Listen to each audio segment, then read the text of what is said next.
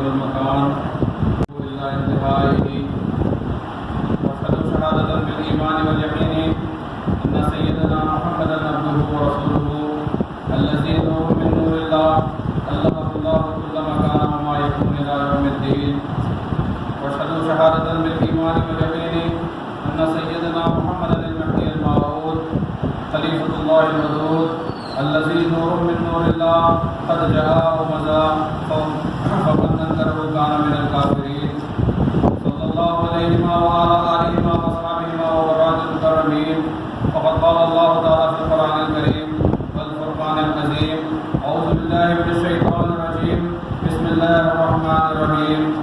ولقد نصركم الله ببدر وأنتم أذلة فاتقوا الله لعلكم تشكرون صدق اللہ العلی العظیم. قابل احترام سرپرست اعلیٰ ادارہ تنظیم مہدویہ محب ملت حضرت مقصود علی خان صاحب و محب قوم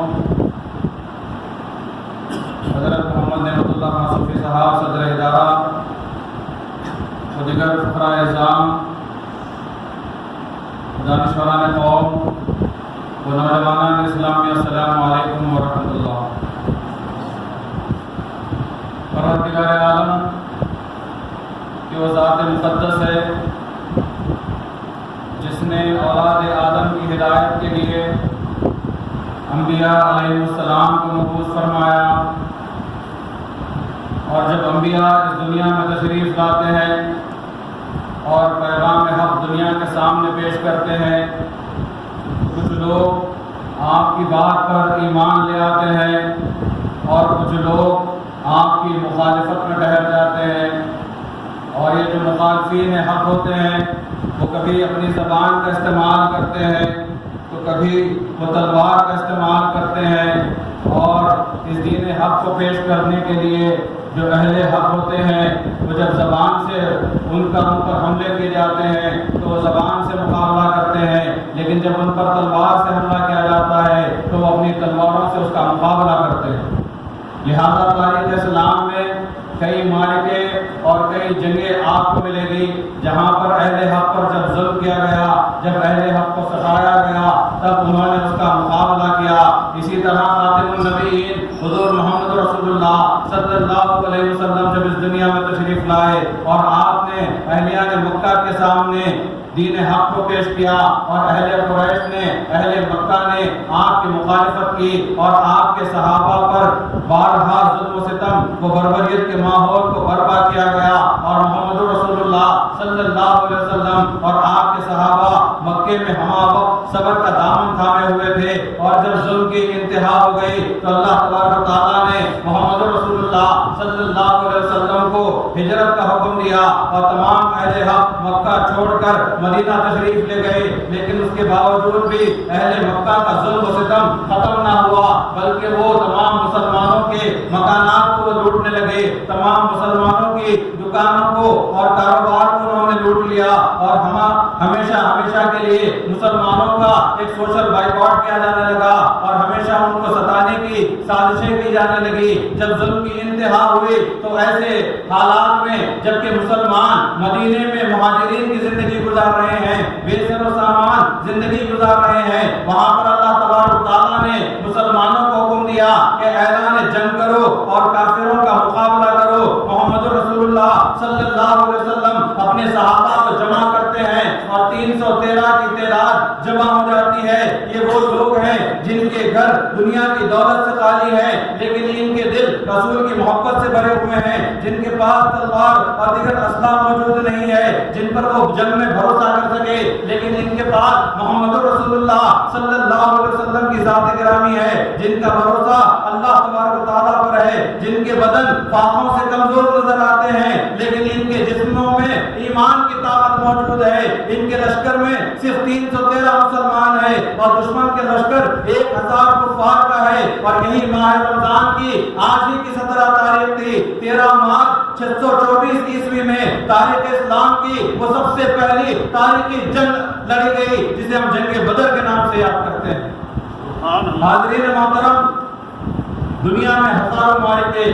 ہزاروں جنگیں لڑی گئی، لیکن کوئی جنگ اقتدار کے لیے کی جاتی ہے، کوئی جنگ دولت کے لیے کی جاتی ہے، کوئی جنگ بادشاہت کے لیے کی جاتی ہے، کوئی جنگ اپنا تصرف قائم کرنے کے لیے کی جاتی ہے، کوئی جنگ زمین و جائیداد کے لیے کی جاتی ہے، لیکن جنگ بدر کو بھی تاریخ یاد رکھے کہ یہ ایسی جنگ ہے جہاں پر صحابہ کو نہ دولت کی محبت تھی، صحابہ نہ زمین کو حاصل کرنے کے لیے جنگ کر رہے تھے، صحابہ نہ وہاں پر مال و دولت کے لیے جنگ کر رہے تھے، بلکہ صحابہ کے پیش نظر صرف اللہ کا حکم اور محمد رسول اللہ صلی اللہ علیہ وسلم کی محبت تھی، اور ان کے پاس کوئی سامان نہیں تھا۔ تاریخ میں یہ بتایا جاتا ہے کہ بظاہر 313 کمزور مسلمانوں کی فوج تھی اور مقابل میں 1000 سپاہیوں سے بڑا لشکر تھا۔ مسلمانوں کے پاس صرف 2 گھوڑے تھے اور کافروں کے پاس 100 سے زائد گھوڑے تھے۔ مسلمانوں کے پاس 70 اونٹ تھے اور کافروں کے پاس 700 سے زیادہ اونٹ سوار تھے جو ہتھیاروں سے لیس تھے،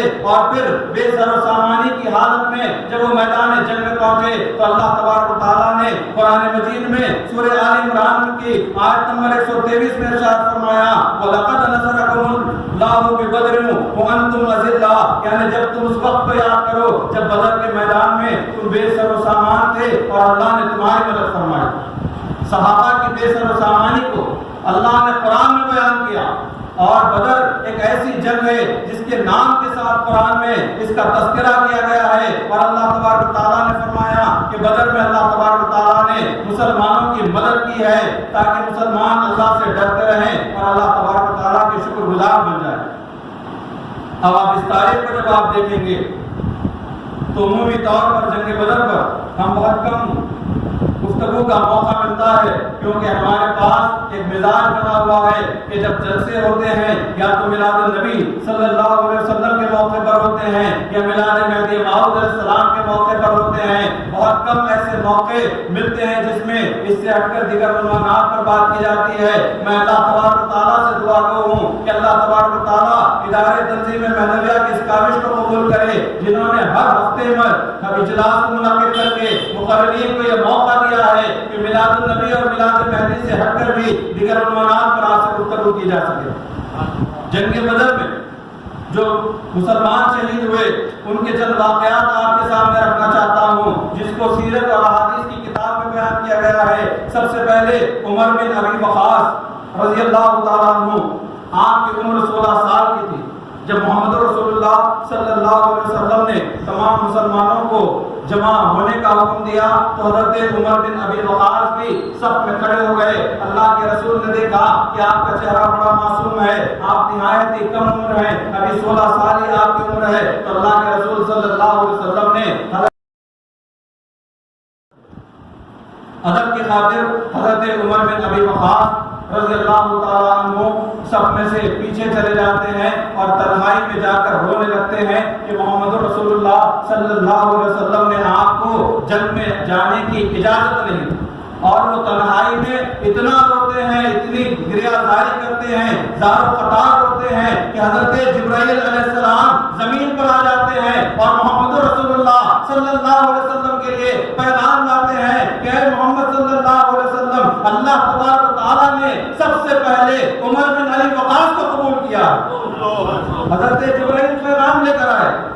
جیسے ہی پیغام آیا محمد رسول اللہ صلی اللہ علیہ وسلم صحابہ سے فرماتے ہیں جاؤ عمر کو تلاش کرو، عمر بن ابی وقاص کہاں ہے، ان کو بلا لاؤ۔ صحابہ تلاش کرتے ہیں تو تنہائی میں روتے ہوئے بیٹھے ہوتے ہیں۔ جب اللہ کے رسول صلی اللہ علیہ وسلم ان کو بلاتے ہیں، آپ کے سامنے ان کا چہرہ دیکھتے ہیں، چہرہ انتہائی معصوم تھا، بہت زیادہ حسین و جمیل تھے، بہت زیادہ خوبصورت تھے۔ اللہ کے رسول فرماتے ہیں اب تمہیں جنگ میں آنے کی اجازت ہے۔ ان الفاظ کے ساتھ بخاری شریف کے حدیث میں یہ لفظ درج کیا گیا ہے کہ محمد رسول اللہ صلی اللہ علیہ وسلم کی آنکھ میں آنسو آ جاتے ہیں۔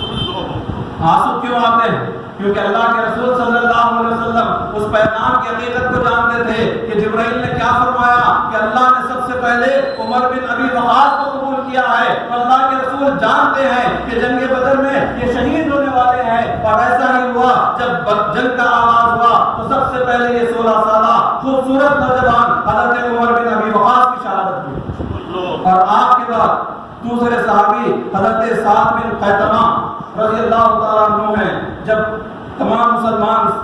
سب بندی کر رہے تھے تو حضرت سعد اور آپ کے والد حضرت خیثمہ دونوں بھی سب پہ کھڑے ہو گئے۔ اللہ کے رسول صلی اللہ علیہ وسلم نے ارشاد فرمایا کہ ایک گھر سے ایک ہی فرد، ایک ہی مرد جنگ میں شریک ہو، اور ایک مرد کو چاہیے کہ وہ خواتین کی حفاظت کے لیے اپنے گھر میں رہے۔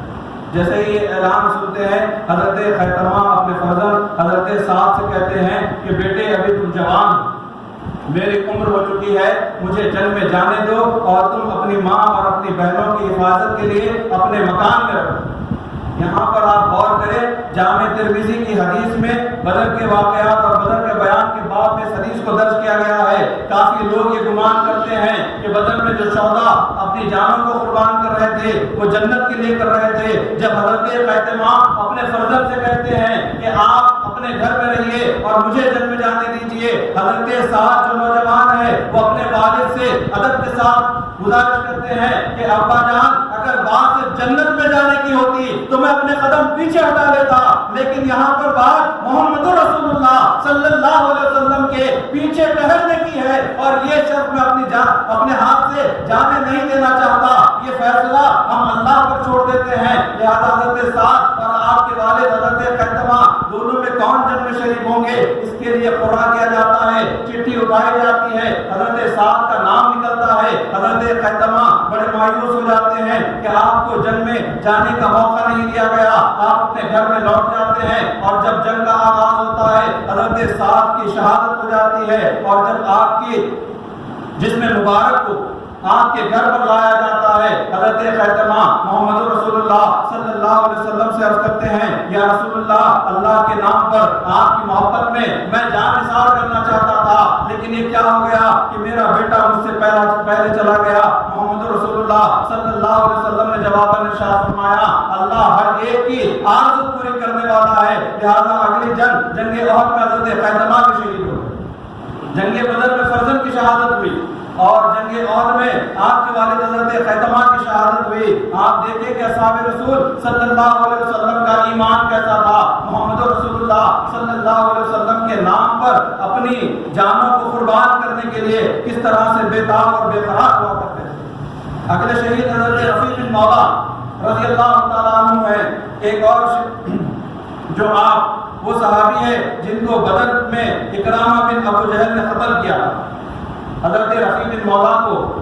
جنگ بدر میں اکرامہ بن ابو جہل نے قتل کیا، لیکن بعد میں اکرامہ نے اسلام کو قبول کیا، اور جن مسلمانوں کو قبولیت اسلام سے پہلے آپ نے قتل کیا تھا، شہید کیا تھا، اس پر بڑے رنجیدہ ہوتے تھے، زار و خطاب ہوتے تھے، اللہ سے معافی مانگتے تھے، اور آپ بھی مسلمانوں کے ساتھ دیگر جنگوں میں شریک ہو جاتے تھے۔ لہذا حضرت ابو ہریرہ رضی اللہ تعالیٰ عنہ سے ایک حدیث مروی ہے کہ حضرت ابو ہریرہ فرماتے ہیں کہ اللہ تعالیٰ دو لوگوں کو دیکھ کر مسکراتا ہے۔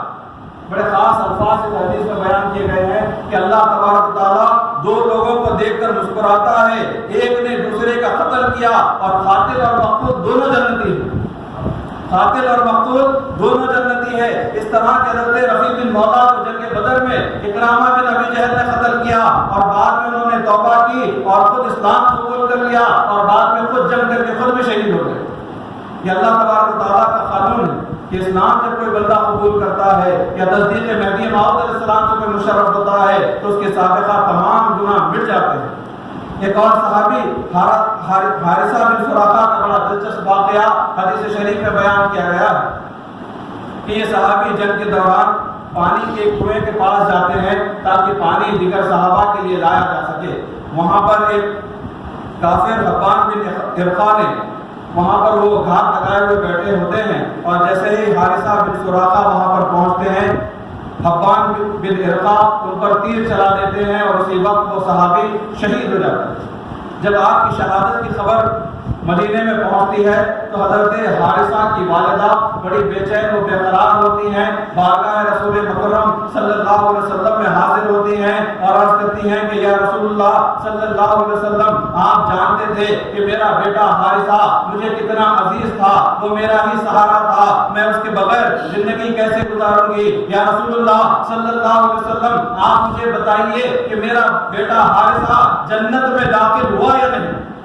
مجھے اس بات کی بڑی فکر ہے کہ میرے بیٹے حارثہ کی شہادت اگر اللہ نے قبول نہیں کی تو میرا کیا ہوگا، وہ جنت میں داخل ہوا یا نہیں۔ یہ بار بار کہتی جاتی اور خوب ظاہر کرتے جاتے، خوب روتے جاتے۔ محمد رسول اللہ صلی اللہ علیہ وسلم رحمت للعالمین ہے، آپ کی رحمت جوش میں آئی۔ بخاری شریف کے الفاظ ہیں کہ اللہ کے رسول فرماتے ہیں، اس خاتون سے مخاطب ہوتے ہیں، حارثہ کی والدہ سے مخاطب ہوتے ہیں اور فرماتے ہیں کہ اے خاتون، کیا تم سمجھتی ہو کہ اللہ کے پاس ایک ہی جنت ہے؟ نہیں، اللہ کے پاس بہت ساری جنتیں ہیں اور تمہارا بیٹا حارثہ جنت الفردوس میں ہے۔ اگر تم دیکھنا چاہتی ہو تو دیکھ لو۔ حدیث کے الفاظ یہیں پر ختم ہو گئے، حدیث یہیں پر رک گئی کہ اگر تم دیکھنا چاہتی ہو تو دیکھ لو۔ یہ میرا ایمان اور یقین ہے کہ جب وجہ تخلیق کائنات، صاحب جنت، مالک جنت محمد رسول اللہ صلی اللہ علیہ وسلم حارثہ کی ماں کو تسلی دینا چاہتے ہیں تو میرا یقین ہے کہ اسی دنیا میں حارثہ کی ماں کو جنت الفردوس دکھا دیا ہوگا، جہاں پر ان کے فرزند حضرت حارثہ آرام سے زندگی بسر کر رہے ہیں۔ یہ محمد رسول اللہ صلی اللہ علیہ وسلم کا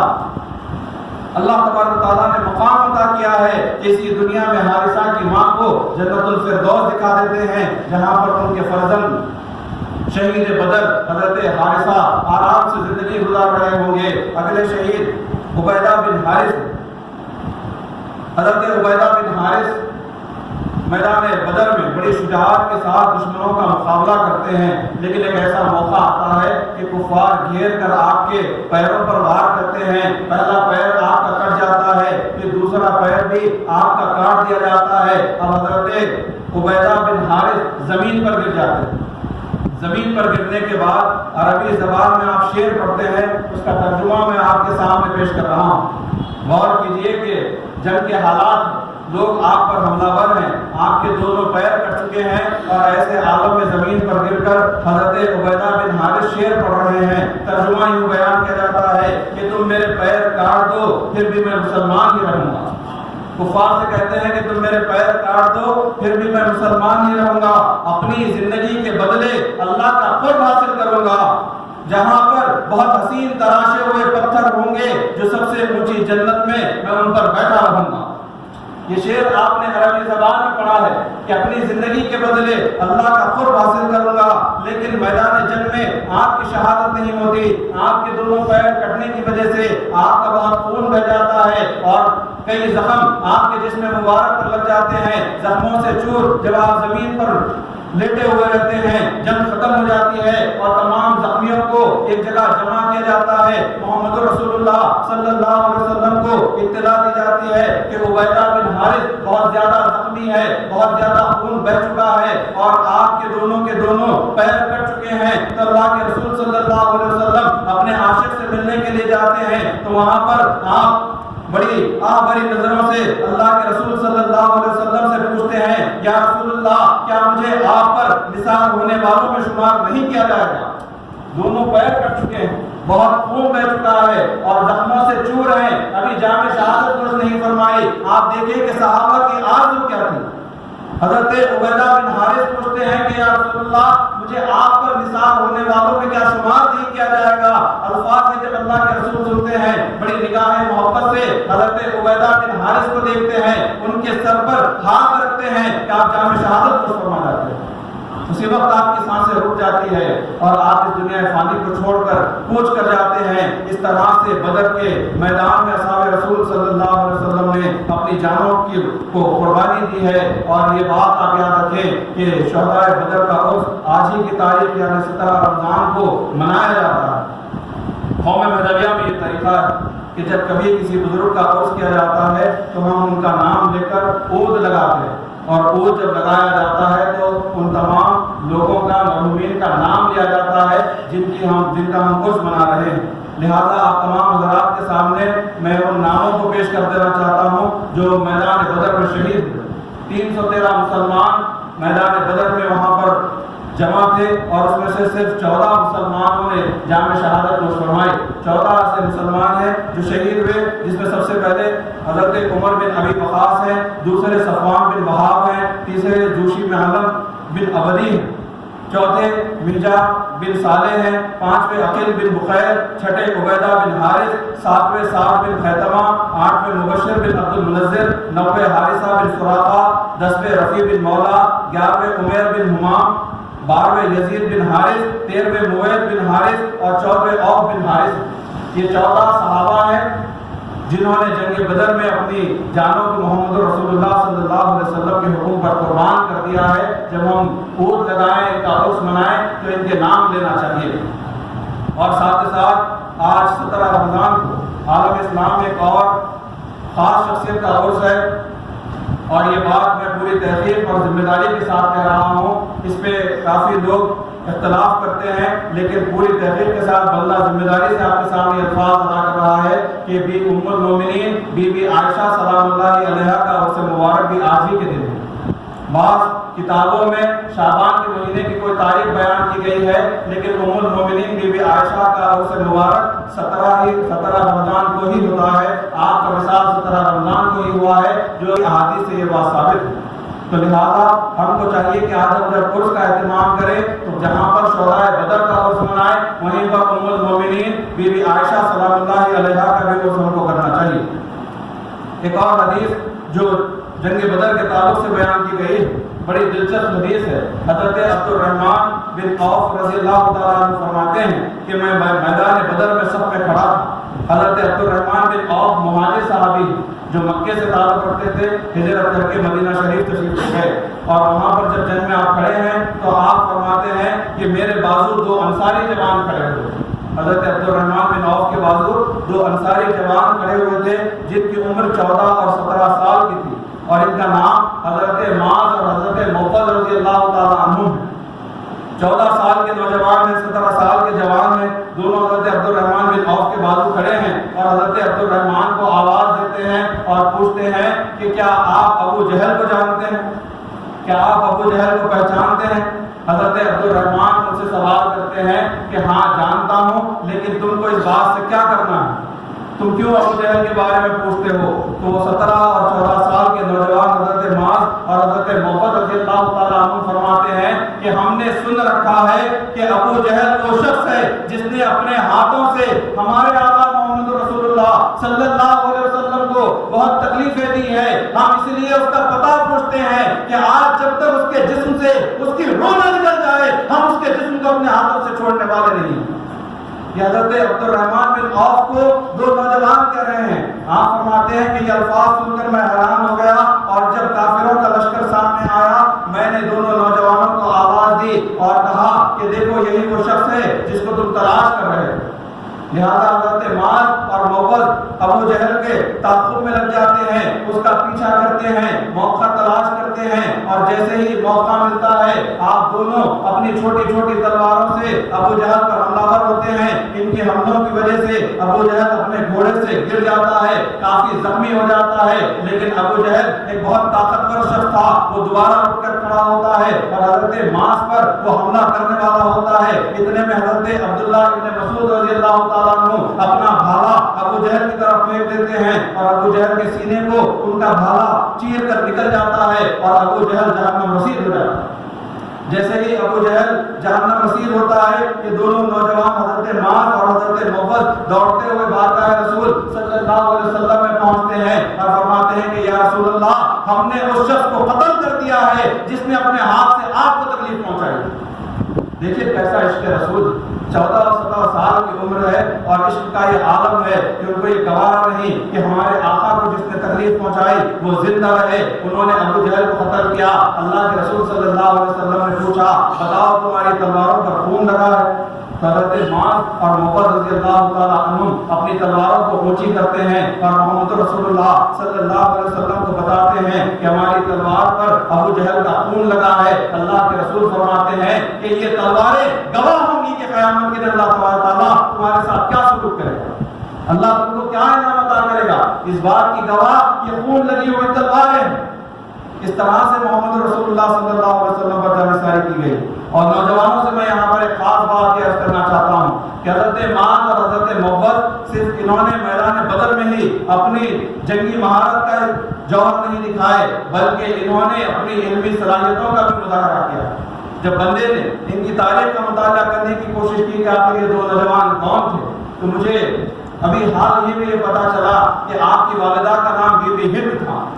اور بی بی ہند نے سب سے پہلے اسلام کو قبول کیا اور اپنی ماں کے ساتھ یہ دونوں نوجوان حضرت معاذ اور موفز نے اسلام کو قبول کیا، جبکہ ان کے والد کا نام عمرو ہے جو ہند کے شوہر تھے۔ عمرو بہت کٹر بت پرست تھے۔ جب ان کو یہ معلوم ہوا کہ ان کی زوجہ اور ان کے فرزندان دونوں اسلام قبول کر چکے ہیں تو وہ اپنے فرزندان پر ظلم کرنے لگے۔ جب ظلم انتہا کو پہنچ گیا تو ان کا ایک جو بت تھا جس کا نام منات تھا، جس کی وہ پوجا کرتے تھے، حضرت معاذ نے وہ منات کو نیچے پھینک دیا جس سے وہ ٹوٹ گیا، اور اپنے والد سے کہنے لگے کہ اگر یہ خدا ہے تو اس سے کہیے کہ وہ دوبارہ اٹھ کر کھڑا ہو جائے۔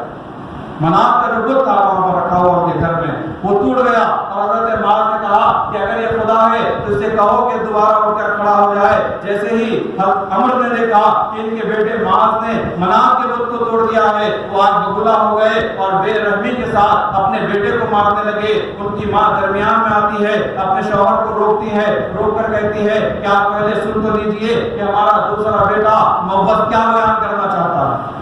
عمرو رک جاتے ہیں اور اپنے دوسرے بیٹے کی بات کو سننے لگتے ہیں۔ حضرت موفز وہاں پر سورہ فاتحہ کی تلاوت کرتے ہیں، اور سورہ فاتحہ کی تلاوت کا یہ اثر ہوتا ہے کہ حضرت عمرو کا دل پلٹ جاتا ہے اور وہ بھی اسلام کو قبول کر لیتے ہیں۔